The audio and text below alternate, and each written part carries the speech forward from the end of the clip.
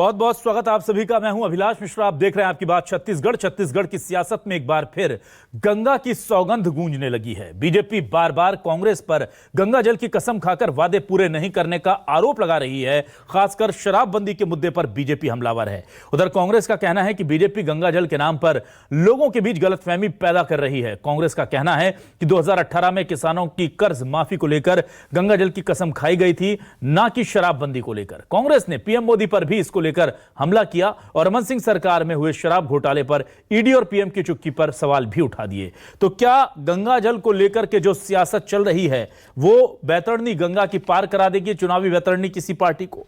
क्या गंगा जल को लेकर के जिस तरह से बीजेपी कांग्रेस को घेर रही है उससे कांग्रेस दिक्कत में आएगी? गंगा कितना ज्यादा सियासत में छत्तीसगढ़ की असर दिखाएगी? इसी पर शुरू करते हैं आपकी बात।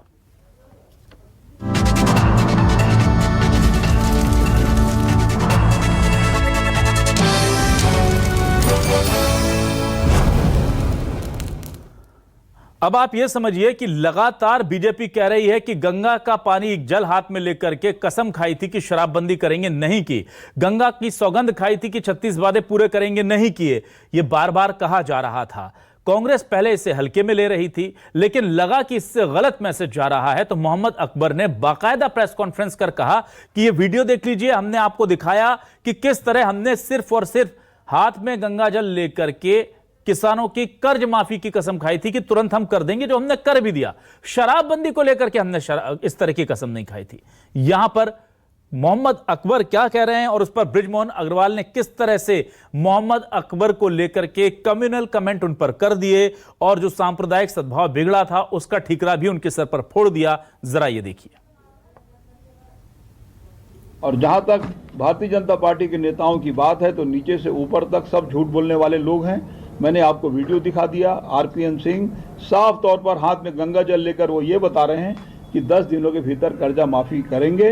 10 दिन तो दूर की बात है, जिस दिन मुख्यमंत्री जी ने शपथ लिया भूपेश बघेल जी ने, उसी दिन कर्जा माफी कर दिया। विजय बघेल जी का जो बयान आया है उसमें उन्होंने ये कहा है कि भारतीय जनता पार्टी की तरफ से कभी भी शराबबंदी की बात नहीं की गई है।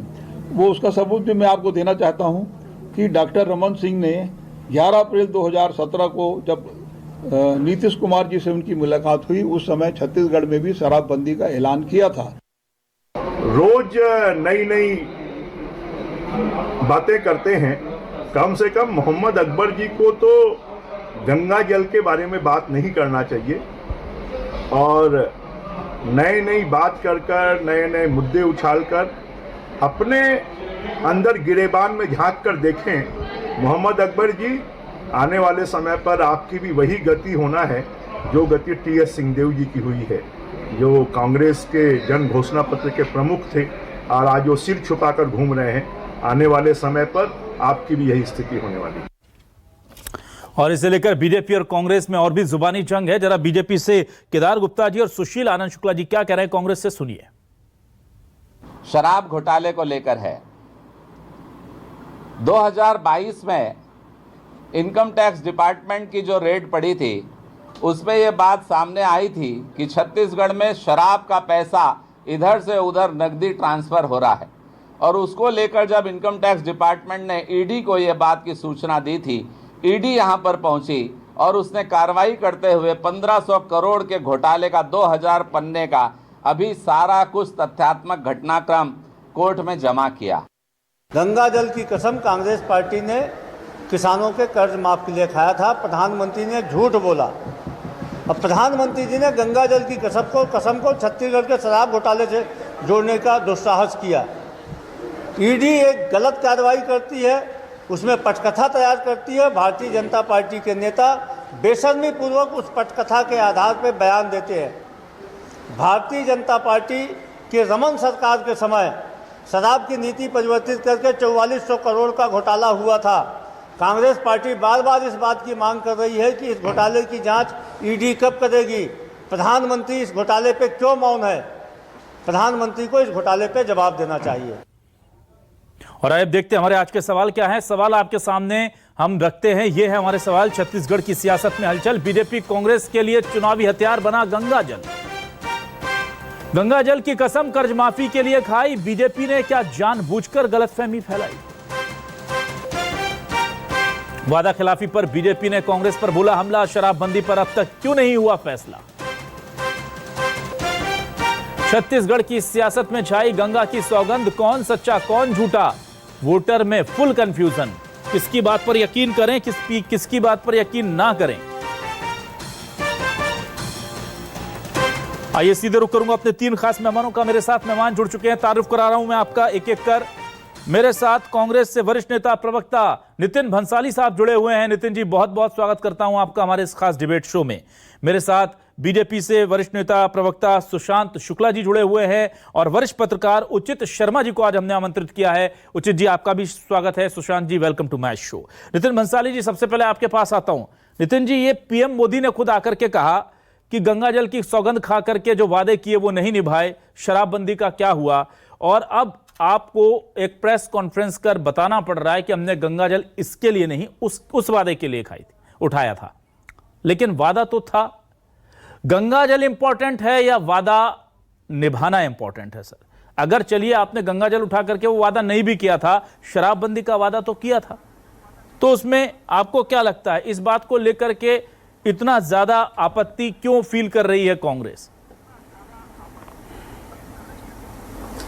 देखिए, हमने जो वादा किया था उस वादे पर तो हम काम भी कर रहे हैं। 150 से ज्यादा शराब की दुकानें इस प्रदेश में बंद भी हुई हैं और इस दिशा में पूर्ण नशा मुक्त राज्य बनाने की दिशा में हम लगातार प्रयास भी कर रहे हैं। जन जागरण के माध्यम से हम इस कार्य में प्रदेश के शासन प्रशासन इसमें लगा भी है।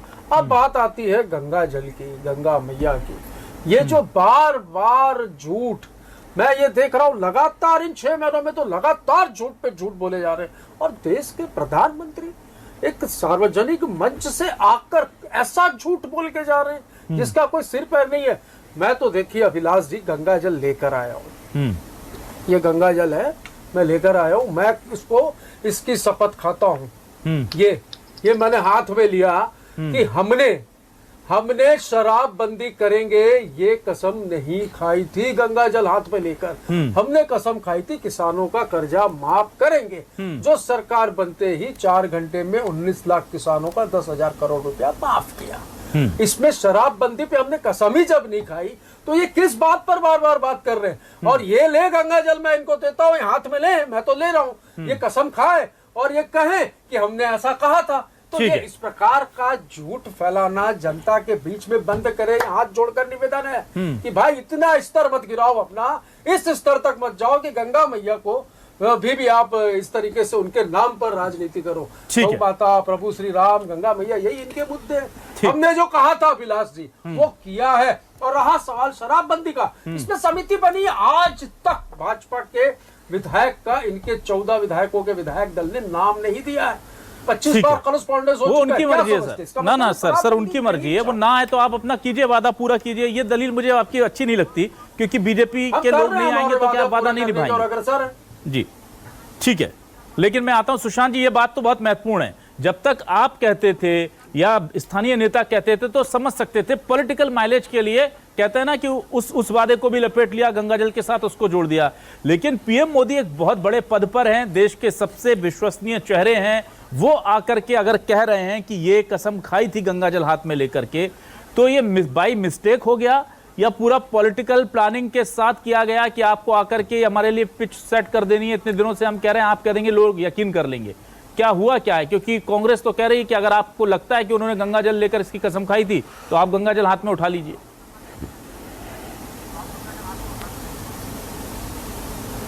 अभिलाष जी, मेरे साथी नाट्य कला मंच के लगता अभिनीत कलाकार हैं और अपने दल की व्यवस्था से बहुत सुचारू रूप से संचालित करते हैं। मैं आपके माध्यम से कुछ बातें अपने साथी से पूछना चाहता हूं जी कि आज 4.5 वर्ष बाद ही गंगा जल के नाम पर सफाई देने का वीडियो लेकर ये क्यों आए?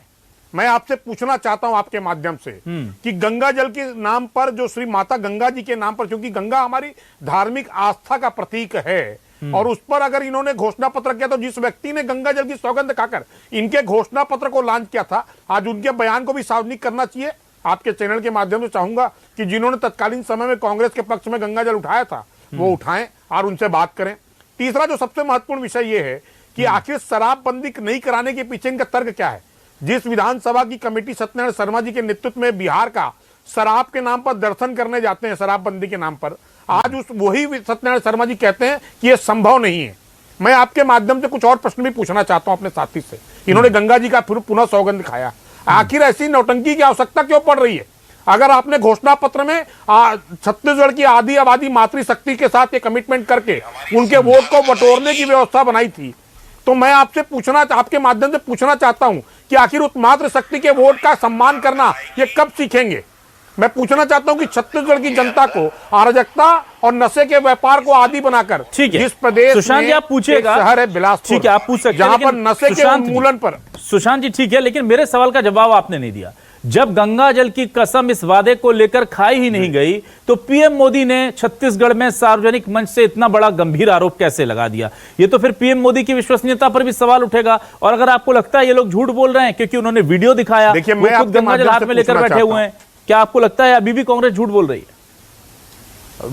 4.5 साल बाद जो सरकार वीडियो एडिटेबल करके ला रही है, मैं पूछना चाहता हूँ, एडिटेबल है, मैं पूछना चाहता हूँ, जिस व्यक्ति ने गंगा जल की सौगंध खाई उस व्यक्ति का बयान सार्वजनिक करवाइए ना। चलिए क्यों कर रहे हैं आरपीएन सिंह जी का बयान सार्वजनिक कराने में? करवाए ना आज वो।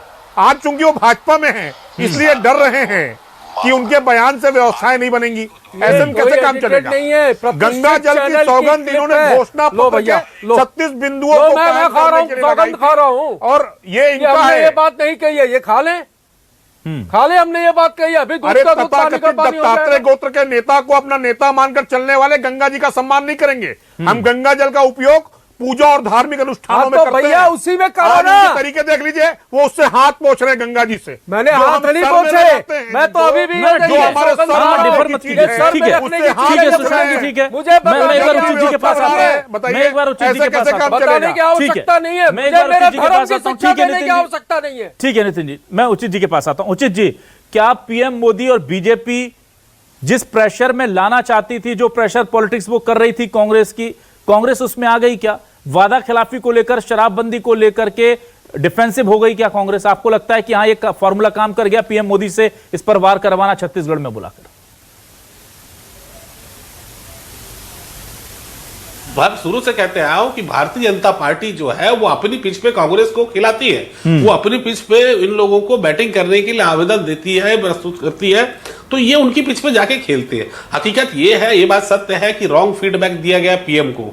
हमारे जैसे कई तमाम पत्रकार वहां मौजूद थे। 2018 की प्रेस कॉन्फ्रेंस थी, गंगा जल उठाया गया था, गंगा जल हाथ में लिया गया था, मगर किसी और चीज के लिए। ये बात सत्य है, शराबबंदी की बात नहीं हुई थी कि शराबबंदी बंद करेंगे और गंगा जल, ये सत्य है। वही रमन सिंह जी ने भी शराबबंदी के लिए कहा था, ये बात भी सत्य है। लेकिन उसमें एक डिस्क्लेमर लगा हुआ था अभिलाष की क्रमशः शराबबंदी होगी, वो डिस्क्लेमर इनके पास भी था। क्रमशः से मतलब है कि जहां 5000 आबादी है वहां बंद करेंगे, फिर 3000 आबादी है वह आबादी को लेके ये बंद करेंगे, और धीरे धीरे। लेकिन मैं एक महत्वपूर्ण बात अभिलाष बताऊं कि अगर इनके क्रमशः के हिसाब से चले और जो ब्लूप्रिंट इन्होंने दिया शराबबंदी का, उसमें लगभग 19 साल लग रहे थे पूरी की पूरी संपूर्ण शराबबंदी में, जिस हिसाब से ये बंद कर रहे थे 20,000 गांव में। लेकिन प्रैक्टिकली वहां भी संभव नहीं था, अभी भी संभव नहीं है। सबसे ज्यादा मनी इन्वॉल्वमेंट वहां है, 6,800 करोड़ का राजस्व है। कई बार आप और हम इस पर चर्चा कर चुके हैं। तो शराबबंदी जो है वो एक राजनीतिक मुद्दा है और वो जानबूझकर अभी लाया गया है। ये मुद्दे जो है वो राजनीतिक रूप से इसको कैश कराए जाएंगे, और इसका कई मुद्दे, चाहे शराबबंदी हो, महंगाई हो, शिक्षा की गुणवत्ता हो, रेत माफिया हो, बुनियादी सवालों पे बात नहीं होगी, और ये पूरी की पूरी चीज उस तरफ चुनाव खिसक जाएगा जहां भारतीय जनता पार्टी इनको ले जाना चाहती है। बिल्कुल 4.5 साल 5 साल बाद ये मुद्दा आया। भारतीय जनता पार्टी जो परसेप्शन बनाना चाहती थी वो 5 साल में बना चुकी है कि आपने गंगा जल लेके, क्योंकि 100 बार झूठ को झूठ बोलोगे तो हकीकत वही मान ली जाती है। उसी प्रकार ये पूरा का पूरा राजनीति में परसेप्शन काम करता है। परसेप्शन बना दिया गया है कि इन्होंने गंगा जल उठाया था, और ये पूरे के पूरे आरोप है, और वही फीडबैक प्रधानमंत्री जी को दिया गया और प्रधानमंत्री जी से बुलवाया गया। अब कितना सत्य है, ये योजनाबद्ध तरीके से बुलवाया गया या रॉन्ग फीडबैक दिया गया, ये बात अलग है। लेकिन उन्होंने बोला, इसी कारण आज जो है कांग्रेस को आके इसके ऊपर सफाई देनी पड़ी, वीडियो दिखाने पड़े, और ये बात बिल्कुल इतर है और अलग है कि इस तरीके की गंगा जल को लेके कोई वादे नहीं किए गए थे उठा के कि शराबबंदी। ठीक है सुशांत जी, मैं ये जानना चाहता हूं, क्या आपको लगता है कि जिस तरह से कांग्रेस अब सफाई दे रही है या कांग्रेस ने बताया कि आप उन पर झूठ बोल रहे हैं, झूठ बोलकर आरोप लगा रहे हैं, माहौल बना रहे हैं, इसकी आपको जरूरत थी? क्योंकि ऑलरेडी अगर मेरे लिए इंपॉर्टेंट ये होता है छत्तीसगढ़ के शख्स के लिहाज से, उसको पसंद करने वाले शख्स के लिहाज से, कि शराबबंदी का वादा किया था वो पूरा नहीं हुआ। बाकी गंगा जल हाथ में उठाकर किया, गंगा जल को उस हाथ में लेकर नहीं किया, वादा तो किया रिटर्न में और वो स्वीकार भी कर रही है। तो इंपॉर्टेंट यहाँ पर ये चीज़ें हो जाती है। क्या आपको लग रहा है कि घेर पाने के लिए पर्याप्त आधार है आपके पास? क्योंकि कहती है कांग्रेस की शराबबंदी को छोड़ के हमने सारे वादे पूरे कर दिए। देखिए 36 वादों के घोषणा पत्र के साथ ये उस संबंधित, जिसमें उचित शर्मा जी बोल रहे हैं कि उस पत्रकार वार्ता में मैं था, उस पत्रकार वार्ता में गंगा जल की सौगंध खाई गई थी, यह तो स्पष्ट है। और शराबबंदी इनकी घोषणा पत्र का हिस्सा था। आज चूंकि शराब आज इनके कांग्रेस की एटीएम की व्यवस्था के रूप में संचालित है और माननीय मुख्यमंत्री जी का सचिवालय और उनके सहयोगी आज जेल की गिरफ्त में हैं, तो मैं आपके माध्यम से पूछना चाहता हूं कि छत्तीसगढ़ में काला शराब की कालाबाजारी करके आर्थिक लाभ प्राप्त करने वाले मुख्यमंत्री अपनी नैतिकता के आधार पर छत्तीसगढ़ की जनता का जो वोट उन्होंने बटोरा था, व्यापक जनादेश और आधी आबादी मातृशक्ति का वोट उन्होंने बटोरा था, उस पर आज जवाबदेही प्रस्तुत क्यों नहीं करते हैं? आज 4.5 साल बाद ऐसी क्या आवश्यकता पड़ गई जिसमें वीडियो लेकर इनको आना पड़ा? अगर आरोप निरर्थक हैं तो आज आइए जनता की भाई, देश का प्रधानमंत्री सभा स्थल से झूठ बोल के जा रहा है, इसलिए बोलना पड़ रहा है। भाई ये जो गंगा मैया के नाम पर जो राजनीति कर रहे हो, तो ये आपका चाल, चरित्र और चेहरा तो बताना पड़ेगा ना ढेबर जी जनता को, और आपके सौम्या चौरसिया जी, बताना पड़ेगा ना। अन्य लोग शराब घोटाले के नाम पर जेल पर हैं। बात करते 1300 से ज्यादा करोड़ के शराब घोटाले का आरोप हमने लगाया है और एटीएम बनाकर इनके युवराज और युवरानियों को गुलाब के कई टन फूलों से लादकर रोड पर स्वागत करने की व्यवस्था, ये जो शराब के माफिया, नवनियुक्त माफियाओं ने की है, ये सारे भी कोई बात हो जाए? में आते हैं छत्तीसगढ़ में शराब दुकानों में 2 टेबल लगाकर छत्तीसगढ़ को नशे की गिरफ्त में चलाने वाले लोग आज अपने गिरेबां पर झांकना चाहिए उनको कि छत्तीसगढ़ की दुकानों में 2 टेबल लगाकर बिक्री करने वाले शराब के प्लांट से, फैक्ट्रियों से सीधा दुकानों पर जाकर शराब बेचने वाले, ये जो शराब के नवनियुक्त कोचियां हैं कांग्रेस के लोग, मैं आज आपके चैनल पर बड़ी गंभीरता से आरोप लगाता हूं कि जो नए कोचियां बने हैं शराब माफिया, तो शराब माफियाओं के जो कोचियां बने हैं, क्यों उनके खिलाफ को जवाब देने की आवश्यकता है छत्तीसगढ़ में। चाहता हूँ क्या ईडी, आईटी, सीबीआई जिन राज्यों में बीजेपी की सरकार नहीं है वहीं पर एक्टिव ठीक है सर, ठीक है। मैं उचित जी के पास एक बार आना चाहूंगा। हाल ही में ठीक है सर, उचित जी के पास आने की इजाजत दीजिए मुझे। उचित जी, क्या आपको लगता है कि कांग्रेस जो है वो अपने 35 या 30 या जो भी वादे उन्होंने पूरे किए हैं उसे लेकर पब्लिक के बीच जाए? क्योंकि अब ये जो शराबबंदी का मामला, ये तो भारी पड़ना था। देखिए ये बहुत सोच समझ के किया जाने वाला वादा होता है और ये वाकई में ये बहुत अच्छा चुनावी घोषणा पत्र बना था, जिसको लेकर के बार बार कहा जाता है कि बहुत बड़ी भूमिका थी उसकी इस जीत में कांग्रेस की। इसको लेकर के अब डैमेज कंट्रोल के लिए बजाय इसके कि ये बोला जाए कि हमने गंगा जल हाथ में लिया था, नहीं लिया था, बजाय इसके पब्लिक को कन्विंस करना कि हाँ भाई इसमें थोड़ी सी देरी हो गई, चूक हो गई, उससे उस तरह से काउंटर किया जाए ताकि वो जो बीजेपी माइलेज लेना चाह रही है उसे वो ना मिल पाए। देखिए बीजेपी को जिस तरीके से माइलेज लेना था वो ले चुकी है।